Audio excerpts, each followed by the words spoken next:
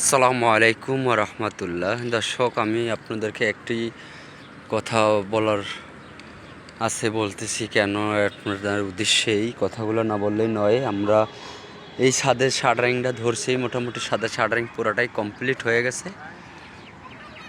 মোটামুটি আমাদের কমপ্লিট হয়ে গেছে ছাদের শাটারিংটা। দেখেন, আমরা এখন রড তুলতেছি।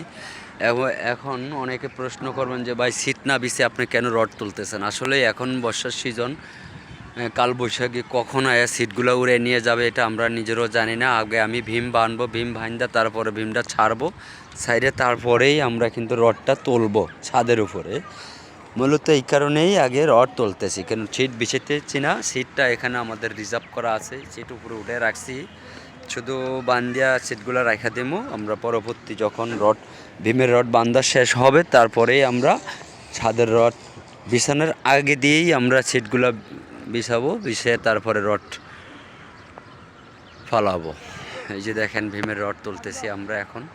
এখানে ভীমের রড তুলতেছে, এখানে আমাদের মিস্ত্রি ভাইরা আছে।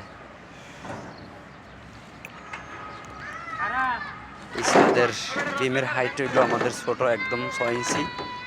ছাদ বিম 10 ইঞ্চি আমাদের এখানে, কারণ এটা ইঞ্জিনিয়ারের ড্রয়িং মতামতেই, কারণ বিমের হাইটটা আমরা ছোট করে দিছি ইঞ্জিনিয়ারের আদেশেই।